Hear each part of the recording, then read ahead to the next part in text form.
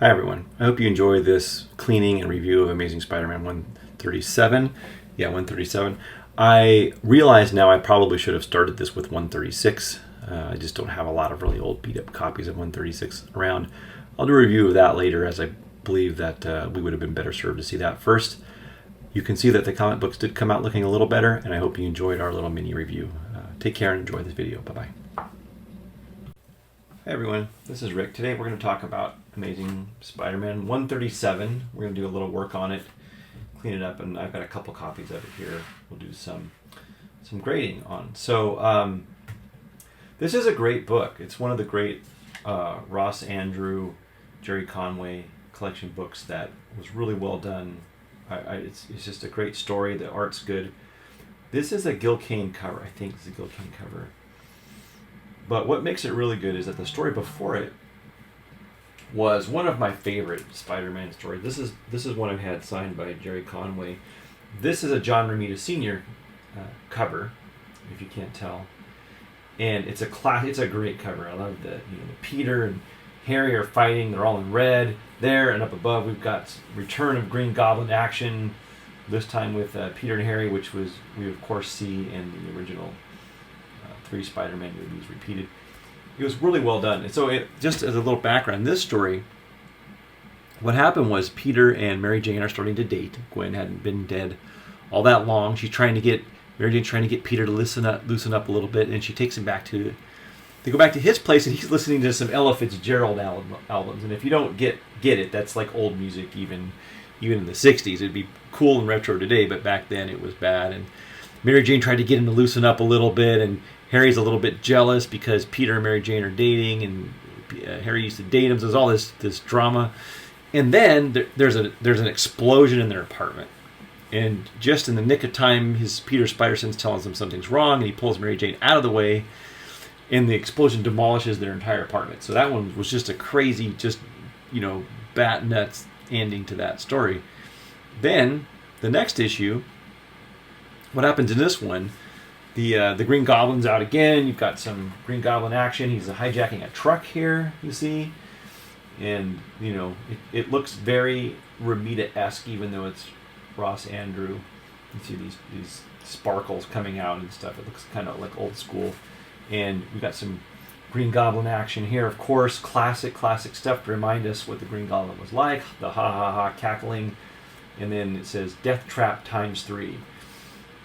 So Peter is freaking out because Mary Jane is gone. His apartment exploded. There's lots going on in this book, and I love Ross Andru's art. And he draws the I guess they would be called broads or babes at this time. These like crazy clothes with like leaf prints and stuff on it, and all of his friends are worried about what's happening with Peter and with his apartment exploding and stuff. And so, but he doesn't seem to be fazed at all by it, so it's freaking people out a little bit. And so Peter's actually kind of happy in here, and Mary Jane's in the hospital recovering, and you've got the whole gang. You've got Liz, you've got Flash, you've got Jonah, and Robbie are here. Even Aunt May shows up, and it really is it's a throwback to some older Spider-Man books from probably 10 or 12 years earlier. He teases Aunt May about playing football and stuff, and so it kind of has a lot of, reminds you of Silver Age Spider-Man a little bit. And we'll go through and talk about this person who owned this comic book before, this kid who filled out all of these forms in here. He filled out basically all of them in this entire book, and I've tracked this person down, so I kind of know where he is today. But we'll talk about so here's the house. It's in Harrisburg, Oregon, which is adjacent to Junction City, Oregon, where I grew up. So I probably bought it at a yard sale, or more likely the Goodwill in Junction City. And here's this little town. I mean, this Harrisburg only had probably 300 people at the time. Here's his home. And if we look and we drop the little guy here, this is that's his house. This is it's a very nice little house. And this is Somerville Loop, apparently. And this little tiny thing, Somerville Lane, is right here. And so that's it. That's the house. Book in general later, but in this one it's funny because here he's a female. It says Anita Orndorff, Somerville Loop, Harrisburg, Oregon. And he's 10. He puts his birthday in here. I guess I'll stop and talk about it just for a moment here. Is that this book is, it says Jeff Orndorff, age 10, 745 Somerville Loop, Harrisburg, Oregon. And I'll show a picture of his house. I know where his house is here. I grew up in Junction City, Oregon, not too far away, and I bought this for $0.25, apparently in 10 of 81. And so the book was about 7 years old and not handled well. But he filled out this part 2. He filled out that he's a boy. His name's Jeff Orndorff. He's very proud of filling these things out. And I'll show some. And here he's Anita. He's Anita Orndorff now. So he's become, let's see if I can show you this a little bit. He's become Anita Orndorff suddenly. I don't know where that came from. It must be his mom or his sister or something. And so Peter visits Mary Jane, and it's this fun banter that they developed after Gwen died, which really made this book stand out for a long time, is this relationship between Mary Jane and Peter. And they're a little flirty, and they call each other Button Nose and Tiger and stuff like that. And of course there's something on the radio, and she's really just sort of positive and encouraging Aunt May staying with her. And Jonah is feeling a little bad. This is one of the first times that you see Jonah be like, not, a little more, he's more of a sympathetic character and not just a sort of a hackneyed villain. He puts his shoulder, tries to make things up with Peter. Peter's a little hot-headed and swats his hand off and says, I've just had this jacket clean. He's really mad at Jonah. They get arguing. So it's some development of that relationship, even if just a little. And then Peter runs around, tries to find Harry, and he checks his father's old house and runs into Harry there, of course. They have a big fight, and obviously Harry's mad about him killing his dad. He thinks Peter killed his dad. Peter gets a little tired of it, and he says, you're just an amateur, you're a professional, and he lets him have it. Gives him a big thump. Oh wait, by the way, we've got more Jeff Orndorff, age 10, Somerville Loop, Harrisburg. He wants the He-Man body. He definitely can get that filled out. So I love this page here. Peter whacks him, knocks him out. But before that, look what we have here. We have a classic situation where each of these people has a detonator above their head, a shaped charge. You've got Flash, Mary Jane, and Aunt May. And he says, here's what he reads. He says, before kidnapping Mary Jane from the hospital, I stole a bomb from the truck I hijacked earlier this evening. By now you must have heard about it. One of the bombs is real, set to go off in 6 minutes. The other two are fakes. So he's just got one bomb and the other are not real. The 3 people closest to you in the world, one somewhere uptown in the Midtown area, the other downtown. So you got one uptown, midtown, downtown. All 3 equipped with one of your spider tracers to help you find them. But you only have time to pick one. And if you pick wrongly, the person most dear to you dies. Well, first of all, how does Harry know who's most dear to him?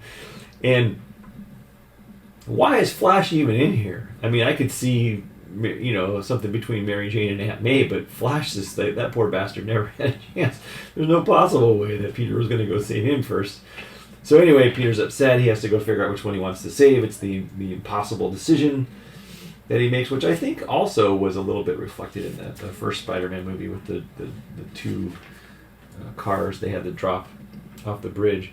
Oh, here we go. Here's Jeff Orndorff, male, age 10, 6'17", born in 65. I think earlier he said he was born in 64. He fills this out here. Peter runs right, and he's going to find one of them. He's trying to trace his spider tracers, but of course, in classic style, he's missing his. He runs out of web fluid, and so he ran out of web fluid. Actually, the previous page, he had to find an old costume of his hidden somewhere, and so it's just it's just adding tension. It's just dramatic tension because nothing goes right for Peter. Obviously, he runs out of web fluid.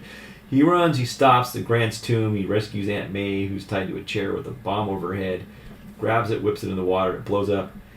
And he just and I love this. This is a great scene here. He just kind of collapses and says, "Brother, if I never have to go through something like that again, it'll be too soon." Apparently he can just go and free the other two now. I guess maybe he throws Aunt May over his shoulder. I'm not sure what happens. We're not privy to that part of the discussion. Here's more Mr. Jeff Orendorf. He's now 26, and he's now interested in air conditioning and refrigeration. So there's good old Jeff. And next thing we know, he comes back. He finds Harry. Didn't bind him or anything. Harry wakes up. They get in a big fight.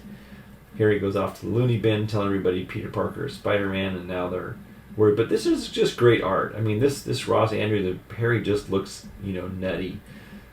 Return of some of the Sparks stuff, like this sort of action from the old Romita days, and Peter's life just gets more complicated. It's a great book. It's we got one more. We got Jeff Orendorf here, 745 Somerville Lip, Harrisburg, Oregon, and he is most interested in getting this Spectacular Spider-Man book there. So this book is terrible in condition. Oh, in the back too. This one says, what does it read here? It reads same thing, but it says Betty Orendorf. Oh, his mom must be Betty, because he had to have a parent signature. So he forged his mom's signature to get some prizes here. So Anita must be his sister then. So anyway, I'm keeping this book because obviously I've had this for a while, but you can see that it's terrible. It's like a 1.5 maybe, or 2. Well, it's not detached, so it's probably a 2. It's probably a good minus maybe. And I have another copy. So this is my very fine minus, maybe near mid very fine minus. But there's some spots in it. If I tilt it in the light, you can see that some dents, some thumbprints, reading thumbprints right up. There's one right here, and there's some non-color breaking marks on the spine here. So I'm going to save both of these books, but we're going to make both of them look better. So we're going to clean them both. You can see where I've been taking some of the material off of this book with my my porous sponge here, and I'm going to wash both of them, and then I'm going to clean them up, and we'll press them, and we'll see what they look like next time. These are from, let's see, these are from 74, I think. Yeah, these are from 1974, October 74. I was 3 years old when these came out, and we'll take a look. We'll take a look at them later. Take care. Bye-bye. So, what does it look like when we're all done? Better. Here's the dirt we removed from it. You can see that there's some. It's not a ton of dirt, but it's been removed. This book is pretty bad shape. I would say it's probably, what was good minus is probably good now. Back's cleaner.